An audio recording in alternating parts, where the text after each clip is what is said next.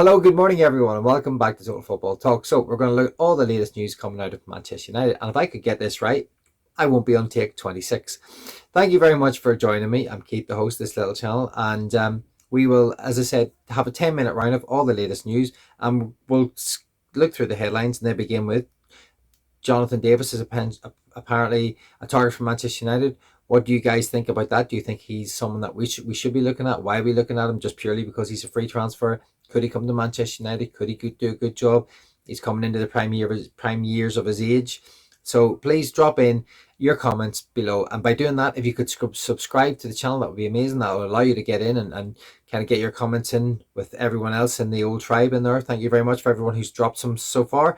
And and hit the video like if you're enjoying it.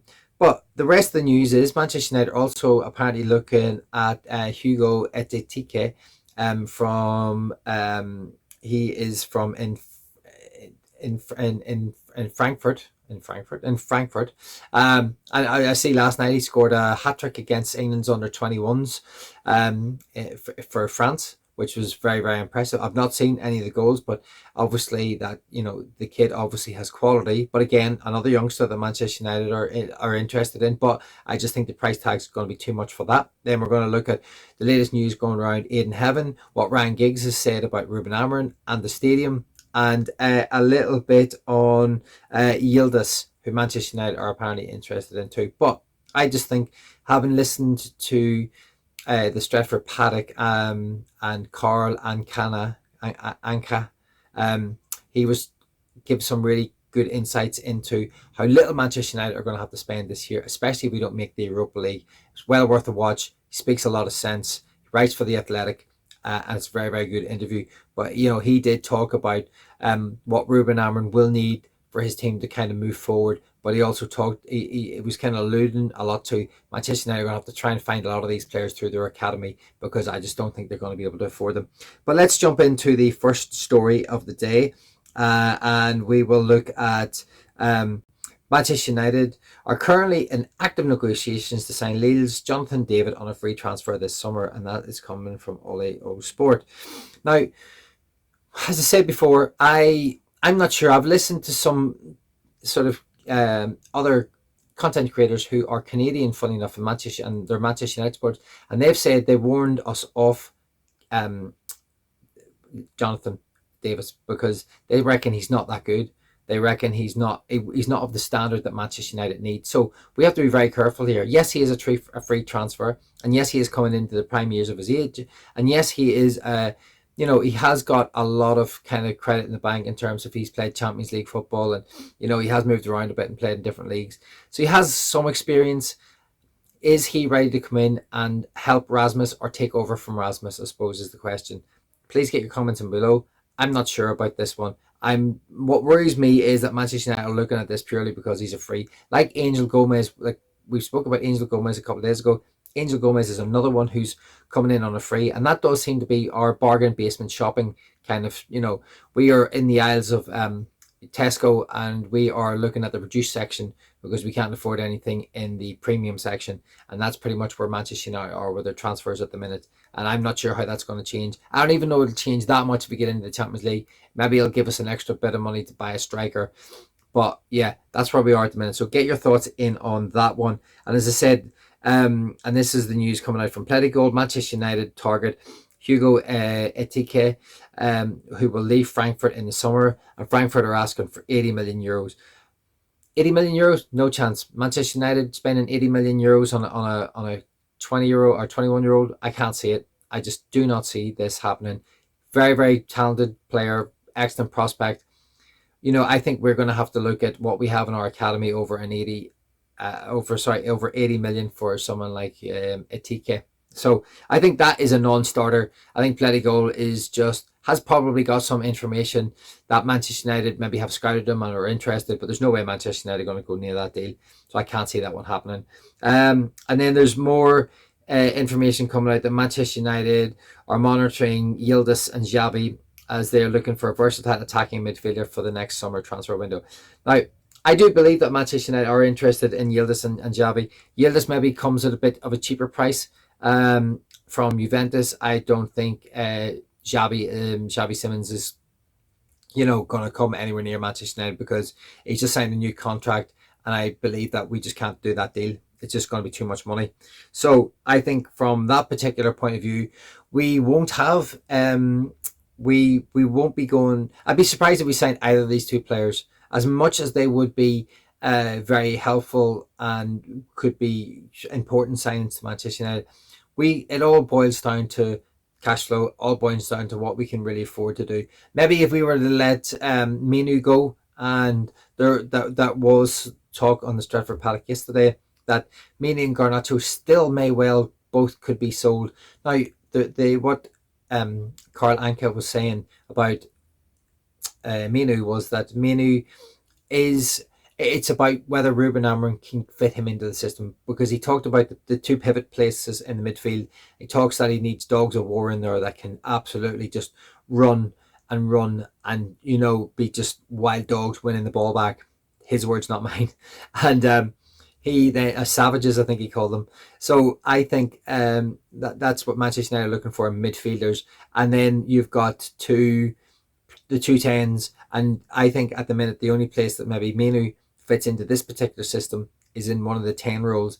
And obviously he did very well in that European game against Bucharest, but he got injured and we haven't seen him since. So there's been no way of being able to kind of judge whether he fits Amorim's system to play in that 10 role. I think he can.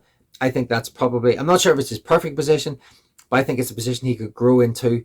He's good in tight spaces. He's good in those little pockets. He is, he can thread a pass and he can score a goal. And I just think it would be nice to see him get more opportunities there. So I'm hoping when he comes back from injury, he gets a run in the team and he gets a chance to prove it, Ruben Amorim, that he's the right man for one of those positions, because I'd like to see Menu stay, as Garnacho too. But as I said, if he comes back and he doesn't quite fit the system and he hasn't got the athleticism that he needs, and Ruben wants to move him on and he feels that's the right thing for the team, I'm not Player FC, I'm Team FC, so it's got to be right what's for the team. I'd like to see Menu stay. I hope he stays. But if Ruben thinks he's not quite right, then maybe we do have to move him on. So that's where we are with that. Now, there was other good news coming out that Ayden Heaven is out of his protective boot and he is kind of resuming training after the international break. Now, if this is true, this is absolutely brilliant news, considering where we were after the injury against Leicester, where we were massively concerned and we thought season ender, career ender, that'd be absolutely horrible in the poor kid. Season ender, absolutely shocking. I think it would be great if he does come back and he is able to get out onto, playing on grass and potentially be back very, very soon after the international break. Maybe not the first game that we have. I think we're away to Forest when we come back. Probably not fit and ready for that game. But if we can get him back for, a couple of games after that, that would be absolutely magnificent, considering the situation that we were in, or the situation that we thought we were in, which was really, really concerning. Now, Ryan Giggs, obviously a legend of the club, has come out and talked about Ruben Amorim. And he says the way that he's remained positive and called a few people out when it's needed. He's got the charisma, the personality, but he's also got the bit of steel as well. So I think Ryan Giggs is a fan of what Ruben Amorim's trying to do at Manchester United. His honesty is very, he's very forthright in what he says. He believes in himself, even though he's a young manager and he's still learning on the job. I think he has got a lot of the credentials that we really need at the minute. And I just pray that he gets a bit of luck, a bit of time, which is against him, because he's got to earn that time. He's got to find wins, as he said himself. He's got to find wins to earn the time, to be able to develop some of these younger players that he hopefully believes in, the likes of Heaven and Euro, etc. Even Menu, Garnacho. Ugarte is still, he's only 23, I think. So there's still relatively young players. Okay, 23 is a bit more experienced. De Ligt's 25. There's a lot of raw potential there, and hopefully, with a bit of luck, he'll just get enough time with enough wins to see him into maybe a new contract and to keep pushing this team forward. I don't think we're going to win the league anytime soon. Nicky Butt talked about that in the same interview with Ryan Giggs. We ain't winning the league anytime soon. This is about building and starting from scratch. Literally everything has to be kind of boiled back down to the sort of zero, and we're going to have to build from there again. So that's what Ryan Giggs is saying. So he's a fan of Ruben Amorim, which is great. And then this is what Ryan Giggs had to say about the stadium. Ryan Giggs on the circus design. I don't think it's going to happen. The design is not going to look like that. I don't think that you'll see buildings and it's getting the headlines and it's a sort of shock. But if it's going to be a new stadium, which it looks like it needs to be, the best, hopefully we will get the best players on the pitch as well. I think Ryan Giggs is sort of saying that maybe not the stadium that is, obviously the designs are one thing, but how stadium is looking, is how it actually built, is going to be very, very different. But more importantly, it's about the players on the pitch as opposed to the stadium. I think that's what he is alluding to there. He wants to see the best players on the pitch as opposed to the best stadium. Manchester United want best in class, according to Jim Radcliffe.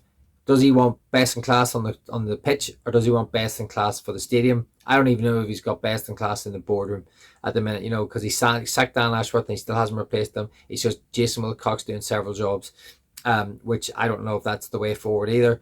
There's a lot of changes still to take place at Manchester United, and I don't believe they're all going to be good. So, interesting what the legends are talking about.